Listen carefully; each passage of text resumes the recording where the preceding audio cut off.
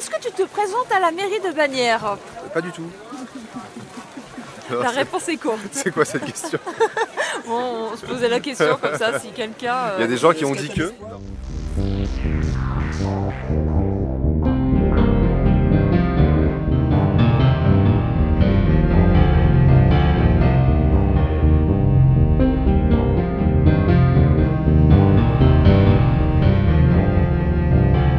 Bonjour, nous sommes le samedi 2 novembre. Aujourd'hui, nous avons fait un petit tour du marché pour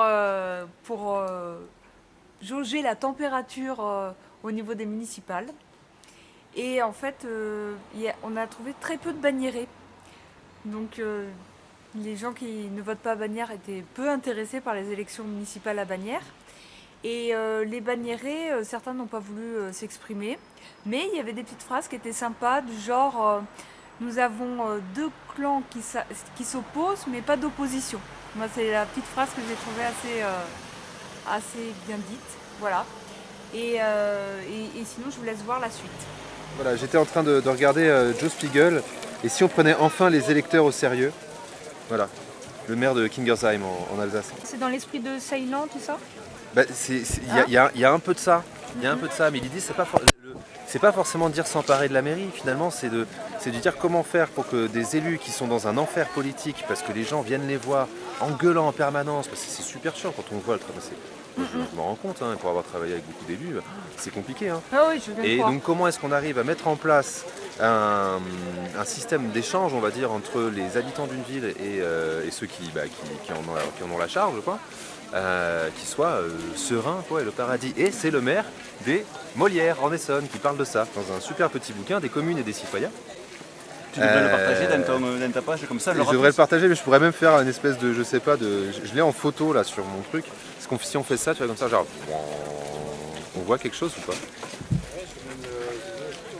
Voilà. Et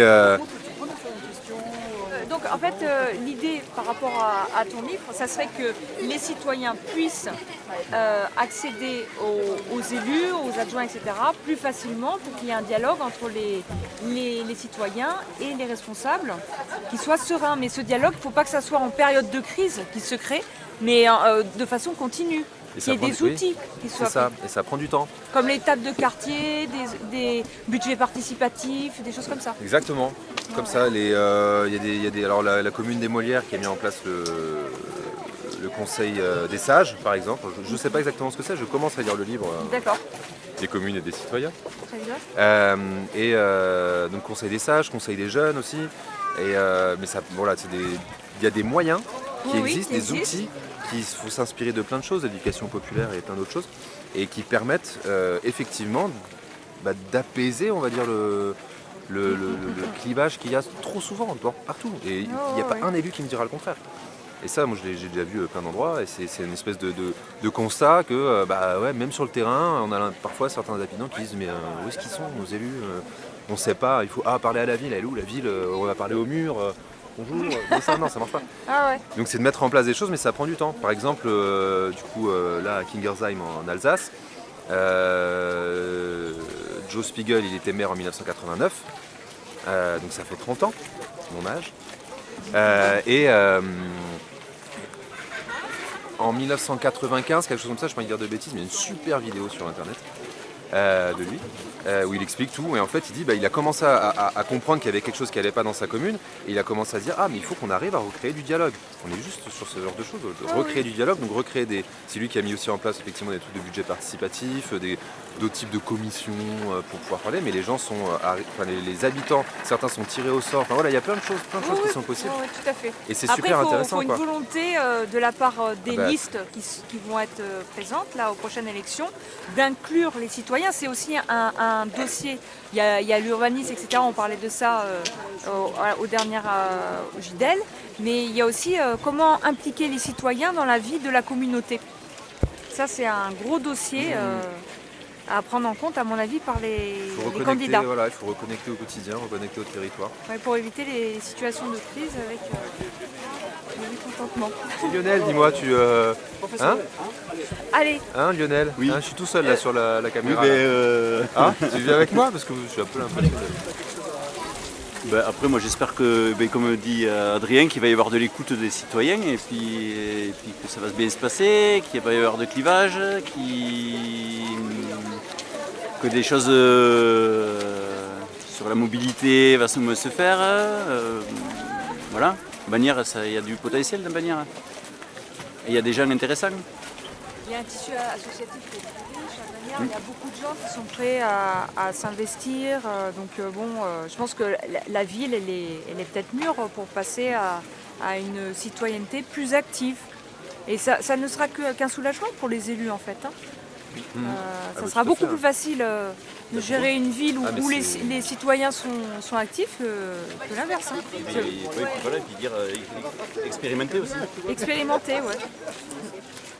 Allez. Ouais, on va se mettre. Alors, nous avons avec nous un jeune homme qui a 18 ans. Sa première élection, donc c'était l'élection européenne. Et là, donc, on a les élections municipales. Est-ce que tu es intéressé par le sujet? Intéressé peut-être, mais j'y connais pas grand-chose. Je suis pas trop, je suis encore lycéen. Pour l'instant, tu n'étais pas au courant exactement ni sur les baronnies, ni sur Bagnères. Oui. Comment tu vas faire pour te renseigner sur la question et pour faire ton choix? Mais je connais bien des gens qui s'y connaissent bien, qui font partie un peu de tout ça. D'accord. Donc je vais écouter un peu. Tu vas écouter les différentes personnes pour essayer de te faire une idée, pour pouvoir voter. Mais c'est ce que j'ai fait pour les européennes. J'ai écouté des gens, mes parents, ma famille un peu, et voilà quoi. Bon, très bien, je te remercie beaucoup. De rien. Au revoir. Est-ce que vous vous intéressez un peu au municipal?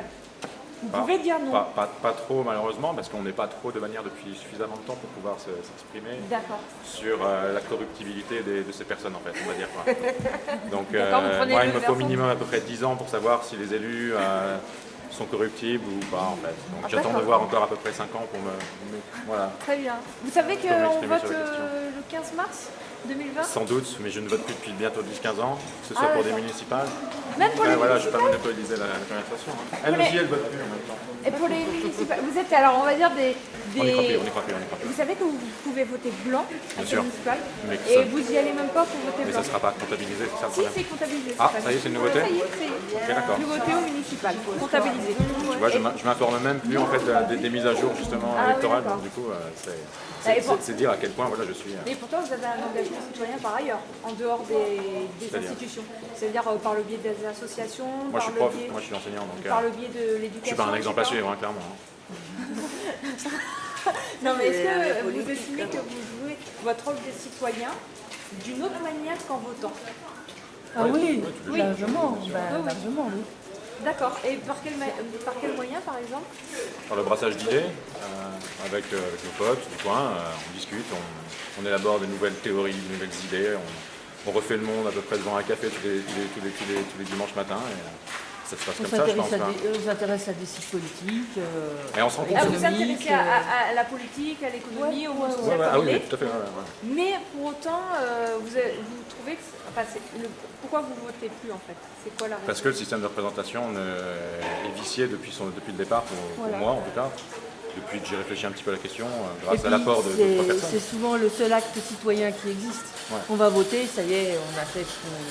Moi, quand je choisis entre des pots de yaourt A, B ou C, j'aime bien aller au supermarché en fait. D'accord. Mais là, il n'y a que 2 pots de yaourt, A et B. Et bien justement, là le choix est très très limité. Quoi. Oui, le choix est limité. Mais après, il y a... Mais je crois qu'il faut arrêter de voter pour les gens. Moi je ne vote plus parce que je ne veux plus voter pour des gens, je veux voter pour des idées en fait. Parce que comme ils font en Suisse depuis des lustres, ils reviennent un peu sur leurs idées là-dessus. Bon, c'est dommage. Moi je pense que sur le long terme ça aurait pu fonctionner. Oui. Et je trouve qu'ils s'en éloignent un peu les Suisses en ce moment. Quoi. Bon après ils ont leur spécificité les Suisses, hein. C'est un coffre-fort à part entière. Mais non, je pense que si on commençait vraiment à voter pour des idées, à s'exprimer pour des idées plutôt que pour des gens, je pense qu'on se prendrait moins la tête globalement. Oui. Et, Surtout que c'est... parce qu'en fait, on ne fait que se prendre la tête sur des gens qui ont des idées, qui sont censés, en tout cas, avoir des idées. Et on se rend bien compte de toute façon depuis des années que c'est un pastiche, c'est une façade qui nous expose pour récolter les votes, etc. Donc pour éviter ça, une idée c'est neutre. Ça ne peut pas être corruptible. C'est plutôt ça qui est intéressant. Je trouve, pour moi. D'accord. Merci beaucoup pour votre point de vue. Bon courage pour vous. Merci. Au revoir.